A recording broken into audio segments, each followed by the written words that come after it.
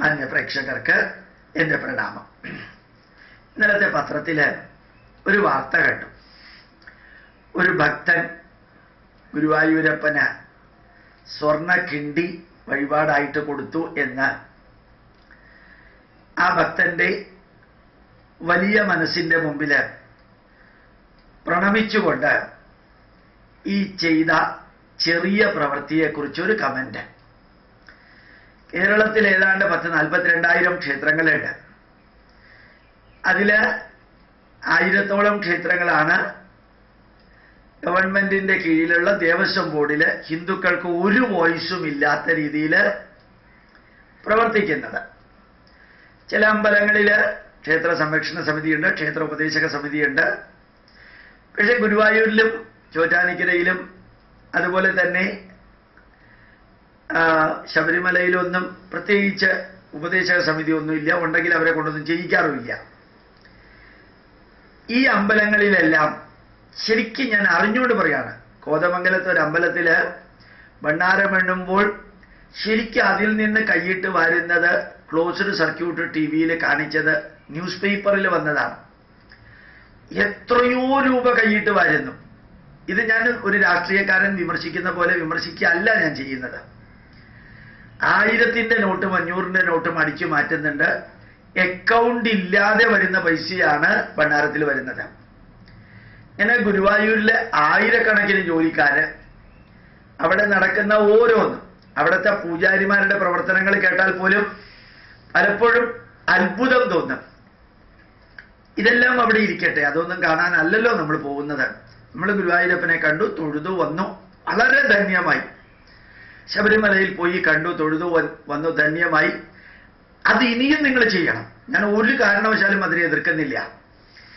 പക്ഷെ 42,000 ക്ഷേത്രങ്ങൾ ഉള്ളതില് ഒരു 6,000 ക്ഷേത്രത്തിൽ ഇന്നും 2 നേരം വിളക്കെത്തിക്കാൻ ഉള്ള എണ്ണയോ തിരിയോ വാങ്ങിക്കാനുള്ള സൗകര്യം ഇല്ല.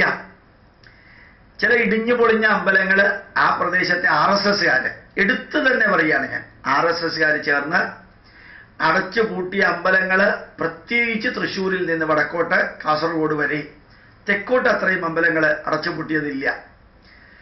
ഇപ്പൊ ഷൊർണൂർ ഭാഗത്തും പട്ടാമ്പി ഭാഗത്തും ഒക്കെ തുറക്കാത്ത അമ്പലങ്ങളുണ്ട്. ഞാൻ അവിടെ പോയിട്ട് പ്രഭാഷണം നടത്തിയിട്ടുണ്ട്. നല്ല അമ്പലങ്ങൾ. ആ അമ്പലം ദേവസ്വം ബോർഡിലെ ആൾക്കാരും മറ്റുള്ളവരും തടിയും എല്ലാം വെട്ടിക്കൊണ്ടു പോകുന്നുണ്ട്. ആർക്കും ഒന്നും ചെയ്യാൻ പറ്റണില്ല.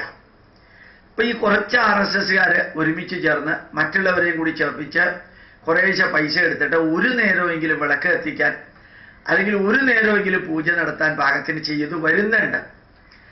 ഈ 67 കിലോഗ്രാം സ്വർണം ഗുരുവായൂർ അമ്പലത്തിലേക്ക് സമർപ്പിച്ചവരും 2, 4, 5 ലക്ഷം രൂപ, 10 ലക്ഷം രൂപ കൊടുത്ത് ആനയെ ഗുരുവായൂരപ്പന് നടയിൽ വെക്കുന്നവരും സ്വർണ്ണക്കിണ്ടി വെക്കുന്നവരും ഒക്കെ ധാരാളം ഭക്ഷണം കഴിക്കാനുള്ള വ്യക്തിക്ക് പിന്നെയും പിന്നെയും ഭക്ഷണം കൊടുക്കുന്നതിന് പകരം നമ്മൾ നിത്യവും ചെയ്തു വരുന്നൊരു കാര്യമുണ്ട്.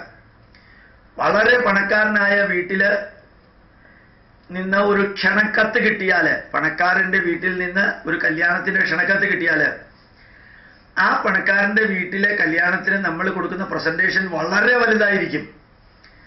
അതേപോലെ ഒരു പാവപ്പെട്ടവന്റെ വീട്ടിൽ നിന്ന് ആ ക്ഷണക്കത്ത് കിട്ടിയതെങ്കിൽ ചിലപ്പോൾ ചെറിയ സാധനങ്ങളായിരിക്കും കൊടുക്കാം.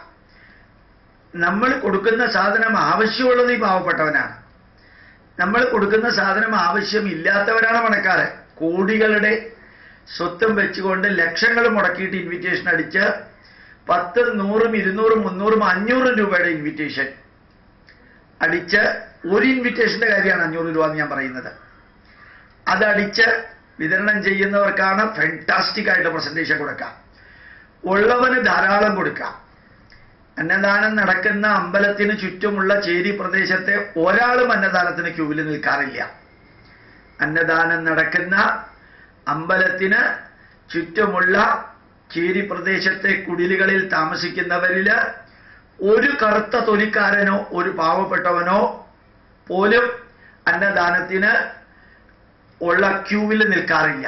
ഒക്കെ ധാരാളം തിന്നാൻ വീട്ടിലുള്ളവരാണ് അന്നദാനത്തിന് ക്യൂവിൽ നിൽക്കുക. അങ്ങനെയുള്ളൊരു വിചിത്രമായിട്ടുള്ള സംഭവം. ഇതെല്ലാ മതത്തിലും ഇതൊക്കെ തന്നെയാണ്. വിചിത്രമായിട്ടുള്ള ഒന്നാണ്. ധാരാളമുള്ള ഗുരുവായൂരപ്പന് വീണ്ടും വീണ്ടും സ്വർണ്ണക്കിണ്ടിയും 67 കിലോ സ്വർണവും ലക്ഷങ്ങളും ആയിരങ്ങളും പതിനായിരങ്ങളുടെയും കെട്ടുകൾ ഭണ്ഡാരത്തിലിടുന്നത്. ഇതെവിടേക്കാ പോകുന്നത് എന്ന് നിങ്ങൾ ഒരിക്കലെങ്കിലും ചിന്തിച്ചിട്ടുണ്ടോ? ആ ശ്രീകൃഷ്ണ വിഗ്രഹത്തിന് വാകച്ചാർത്തും വേണ്ട, അഭിഷേകവും വേണ്ട, എണ്ണയും വേണ്ട, ഒന്നും വേണ്ട.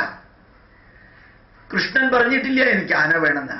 ശ്രീകൃഷ്ണൻ പറഞ്ഞിട്ടില്ല എനിക്ക് ഭക്തിയ പുഷ്പം ബലം തോയം യോമേ ഭക്തിയ പ്രയച്ഛതി. ഭക്തി കൊണ്ട് വെള്ളം, പൂവ്, ഇല അത് തരുന്നതാണ് എനിക്ക് പ്രധാനമെന്ന് പറഞ്ഞ കൃഷ്ണൻ.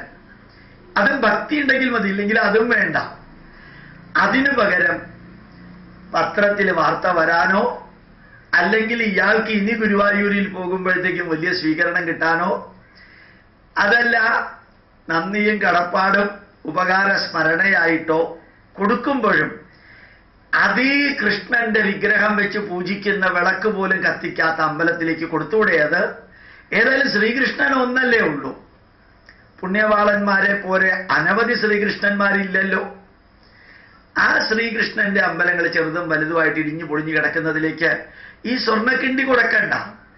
അതിന്റെ 10-1 സ്വർണവും കൊടുക്കണ്ട. 10-1 കാശ് ആ സ്വർണ്ണക്കിണ്ടി വാങ്ങിച്ച് സ്വർണ്ണക്കടക്കാരന് കൊടുക്കുന്ന പൈസ കൊണ്ടുപോയിട്ട് ഇഷ്ടികയോ സിമന്റോ കമ്പിയോ മരമോ എന്റെ വകയാണെന്ന് പറഞ്ഞ് കൊടുത്തിരുന്നു എങ്കിൽ ആ അമ്പലം ജനങ്ങൾക്ക് ഇന്നും താങ്ങും തണലുമായിട്ട് വളരുമായിരുന്നു. ഇവിടെ പോപ്പും അച്ഛന്മാരും ക്രിസ്ത്യാനികളും ശമ്പളത്തിന്റെ 30% തരണമെന്ന് പറയുന്ന മതമേധാവികളും ഇല്ലാത്ത ഹിന്ദു ധർമ്മത്തില് ആ ഗുരുവായൂരിൽ കൊണ്ടുപോയിട്ട് കൈയിട്ട് വാരാനും കക്കാനും വേണ്ടി മാത്രം പൈസ ഇട്ട് കൊടുക്കുന്നവരോട് എനിക്ക് പറയാനുള്ളത്, നിങ്ങൾ ഇത് ചെയ്യുമെന്നതുകൊണ്ടാണ് അവർ കക്കുന്നത്, കൈയിട്ട് വാരുന്നത്. അതുകൊണ്ട് ഈ മഹാപാപം ചെയ്യല്ലേ. ശ്രീകൃഷ്ണനോട് 100% ഭക്തിയുണ്ട്. ശ്രീകൃഷ്ണൻ ഉപദേശിച്ചു കൊടുത്ത ഭഗവത്ഗീതയുടെ 701 ശ്ലോകവും ജനം TV-യിൽ കഴിഞ്ഞ കുറേ കാലമായിട്ട് ഇന്നത്തെ കാലഘട്ടത്തിൽ പ്രയോജനപ്പെടുന്ന വിധത്തില് ആ ഭഗവത്ഗീതയെ വ്യാഖ്യാനിച്ച് അനുഗ്രഹം വാങ്ങിക്കാൻ ഭാഗ്യം കിട്ടിയ ഗോപാലകൃഷ്ണൻ പറയുന്നു, ശ്രീകൃഷ്ണൻ എതിരെ അല്ല ഞാൻ പറഞ്ഞത്, നിങ്ങൾ ആ അമ്പലക്കാർക്ക് കൈയിട്ട് വാരാനും മറ്റും വേണ്ടി ചെയ്യുന്ന കാര്യങ്ങളെക്കുറിച്ച്. ആ സ്വർണ്ണക്കിണ്ടി ഉണ്ടായിരുന്നെങ്കിൽ ഒരു 5 അമ്പലം രക്ഷപ്പെടുമായിരുന്നു. അല്ലെങ്കിൽ ഒരു 25 അനാഥാലയം. ഹിന്ദുവിന്റെ അനാഥാലയത്തിന് പുറത്തുനിന്ന് പൈസ വരാനില്ല, വൃദ്ധസദനത്തിന് വരാനില്ല. മാനസിക രോഗം കൊണ്ട് ചികിത്സിക്കാൻ പോലും പറ്റാതെ കഴിയുന്ന ഹിന്ദുക്കൾക്ക് ചികിത്സിക്കാൻ ഈ സ്വർണ്ണക്കിണ്ടിയുടെ 10-1 കൊടുത്തിരുന്നെങ്കിൽ സ്വർഗത്തിലേക്ക് കൃഷ്ണന്റെ അടുത്ത് ചെന്നിരിക്കാൻ പാകത്തിനുള്ള യോഗ്യത കിട്ടുമായിരുന്നു. ഇനിയെങ്കിലും ചെയ്യുന്നവരെ ഒന്ന് ശ്രദ്ധിക്കുമെന്ന് വിചാരിക്കുന്നു. പ്രണാമം, നമസ്കാരം.